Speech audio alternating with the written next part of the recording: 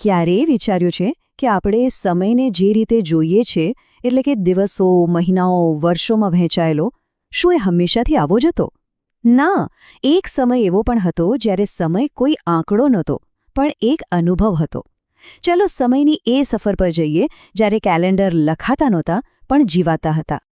જરા આંખો બંધ કરીને વિચારો, એક એવી દુનિયા જ્યાં કોઈ કેલેન્ડર જ નથી, કોઈ સોમવાર નહીં, કોઈ નવું વર્ષ નહીં, કોઈને ખબર જ નથી કે આજે તારીખ કઈ છે.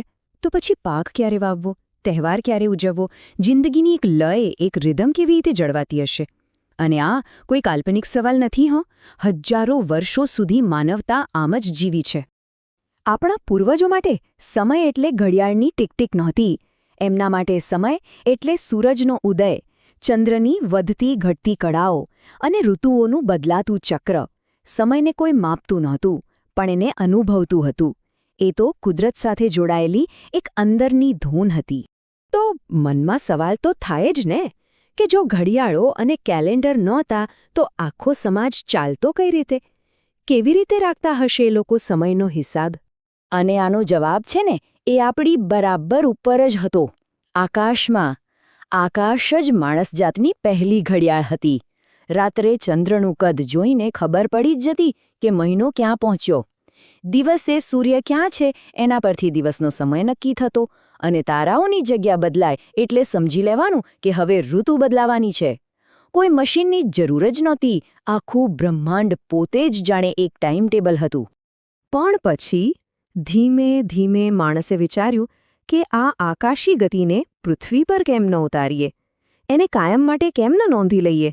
અને બસ આ જ વિચારમાંથી જન્મ થયો પથ્થરોમાં કોતરાયેલા ભવ્ય અને વિશાળ કેલેન્ડર્સનો.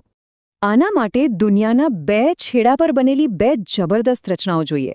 એક છે બ્રિટનનું રહસ્યમય સ્ટોનહેન્જ.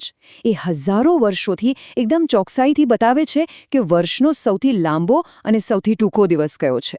અને બીજી બાજુ છે આપણું ભારતનું કોણાર્ક સૂર્ય મંદિર, જે ખાલી મંદિર નથી, એ તો જાણે સમયનું એક જીવતું જાગતું શિલ્પ છે. તમે જુઓ, કોણાર્કની આખી રચના જ સમય છે. સૂર્યદેવના રથના 7 ઘોડા એટલે અઠવાડિયાના 7 દિવસ. રથના જે 12 પૈડા છે એ છે વર્ષના 12 મહિના, અને દરેક પૈડામાં 8 આરા, જે દિવસના 8 પ્રહર બતાવે છે. આ પૈડા પર પડતો પડછાયો એટલી ચોકસાઈથી સમય બતાવતો કે આજના એન્જિનિયરો પણ માથું ખંજવાળતા રહી જાય. તો આ પથ્થરના સ્મારકો પછી સમયને સમજવા માટે આપણી પાસે 2 મોટા ગાઈડ હતા, સૂર્ય અને ચંદ્ર. પણ અહીંથી જ એક મોટી બ્રહ્માંડીય મૂંઝવણ શરૂ થઈ. શરૂઆતમાં તો મોટાભાગના લોકોએ ચંદ્રને જ પકડ્યો.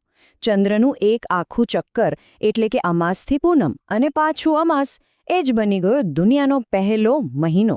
અને આપણા ભારતમાં તો આજે પણ પંચાંગ અને મોટાભાગના તહેવારો ચંદ્રની ગતિ પર જ ચાલે છે, ખરું ને? પણ ચંદ્રના કેલેન્ડરમાં એક મોટી તકલીફ હતી. એ ઋતુઓ સાથે મેળ નહોતો ખાતો. અને વિચારો, ખેતી માટે તો ઋતુઓનું જ્ઞાન કેટલું જરૂરી, એ તો જીવન મરણનો સવાલ હતો. એટલે પછી સૂર્યને અનુસરવું જરૂરી બની ગયું.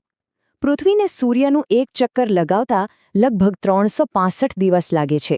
અને બસ આ જ બન્યો આપણા સૌર વર્ષનો આધાર. હવે જુઓ, ખરી સમસ્યા અહીં હતી.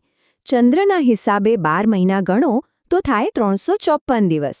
પણ ઋતુઓનું ચક્કર તો 365 દિવસે પૂરું થાય.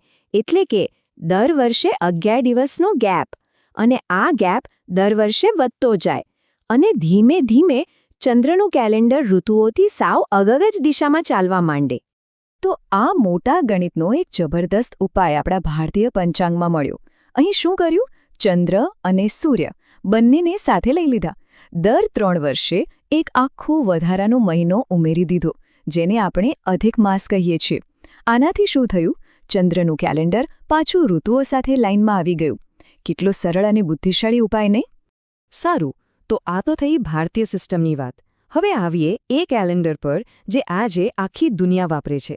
અને એની વાર્તા શરૂ થાય છે રોમન સામ્રાજ્યના ગોટાળાથી. પહેલાં રોમન કેલેન્ડર એટલું ગરબડવાળું હતું ને કે ઋતુઓ અને તારીખોનો કોઈ મેળ જ નહોતો. પછી આવ્યા જુલિયસ સીઝર. એમણે એક નવી સિસ્ટમ બનાવી, 365 દિવસ અને દર 4 વર્ષે એક લીપ યર. આ લગભગ બરાબર હતું, પણ લગભગ એમાંય એક નાનકડી ભૂલ હતી અને એ ભૂલ સુધારતા બીજા 1500 વર્ષ નીકળી ગયા. છેવટે 1582માં પોપ ગ્રેગરી 13માએ એ ભૂલ સુધારી અને આપણને મળ્યું આજનું ગ્રેગોરિયન કેલેન્ડર. અને આ સુધારો કંઈ નાનો નહોતો. વિચારો, સદીઓથી જે ભૂલ ભેગી થઈ હતી એના કારણે કેલેન્ડર 10 દિવસ આગળ ભાગી ગયું હતું. એને પાછો લાવવા માટે પોપ ગ્રેગરીએ એક એવો નિર્ણય લીધો જે કોઈએ વિચાર્યો પણ નહોતો. 4 ઓક્ટોબર 1582ની રાત્રે જે લોકો સૂતા એ જ્યારે સવારે ઉઠ્યા ત્યારે તારીખ હતી 15 ઓક્ટોબર. સીધા 10 દિવસ ગાયબ, ઇતિહાસમાંથી જ ભૂંસી નાખવામાં આવ્યા. અને હા, કેલેન્ડરની આવી જ એક બીજી મજેદાર વાત. વર્ષ 0 જેવું કંઈ છે જ નહીં. ટાઈમલાઈન સીધી 1 BCથી 1 AD પર જમ્પ મારે છે. ચાલો, આપણે ઇતિહાસ તો જોઈ લીધો, પણ મનમાં એક સવાલ થાય કે આ 365નો જાદુઈ આંકડો આવ્યો ક્યાંથી? અને એનો જવાબ હિસ્ટ્રીમાં નથી, એનો જવાબ છે બ્રહ્માંડના ગણિતમાં. જુઓ, સમયના 3 મુખ્ય પાયા છે. પહેલું, પૃથ્વી પોતાની ધરી પર ફરે એટલે બન્યો એક દિવસ. બીજું, ચંદ્ર પૃથ્વીનું ચક્કર લગાવે એટલે બન્યો એક મહિનો. અને ત્રીજું, પૃથ્વી સૂર્યનું એક આખું ચક્કર પૂરું કરે ત્યારે બને છે એક વર્ષ. બસ આટલી સરળ ખગોળીય ગતિ જ આપણા આખા સમયનો આધાર છે.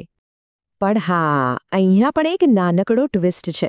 પૃથ્વીને સૂર્યનું ચક્કર લગાવતા બરાબર 365 દિવસ નથી લાગતા. એને લાગે છે લગભગ 365 અને 1/4 દિવસ. તો આ વધારાના 5 દિવસનું શું કરવું? એ ક્યાંય જતો નથી. 4 વર્ષ સુધી આ 5 દિવસ ભેગા થાય અને બની જાય એક આખો દિવસ. અને એ જ છે આપણું લીપ વર્ષ, જે દર 4 વર્ષે ફેબ્રુઆરી મહિનામાં ઉમેરાય છે. મજાનું છે ને? તો જુઓ, આપણે સમયને પથ્થરોમાં કોતર્યો, આકાશમાંથી ઉતાર્યો અને છેલ્લે આંકડાઓમાં કેદ કરી દીધો. પણ આ બધી ચોકસાઈની દોડમાં ક્યાંક આપણે સમયના અસલી મતલબથી જ દૂર તો નથી થઈ ગયા ને? આ એક વાત ખરેખર વિચારવા જેવી છે. એક જમાનો હતો જ્યારે સમય કુદરતની સાથે વહેતી એક નદી જેવો હતો, એક જીવંત અહેસાસ હતો. અને આજે કદાચ એ ખાલી ઘડિયાળની ટીક-ટીક અને કેલેન્ડરનું એક પાનું બનીને રહી ગયો છે. તો અંતમાં સવાલ આપણા બધા માટે છે. આપણી જિંદગી ખરેખર કોના ઇશારે ચાલી રહી છે? ઘડિયાળના કાંટા પર કે પછી બ્રહ્માંડની એ જૂની કુદરતી ધૂન પર? કારણ કે યાદ રાખજો, 1 જાન્યુઆરી તો માણસે બનાવેલી એક તારીખ છે. સમયની અસલી ભાષા તો આજે પણ તારાઓમાં અને ઋતુઓના આવવા જવામાં જ લખાયેલી છે. જરૂર છે બસ એને થોડું ધ્યાનથી સાંભળવાની.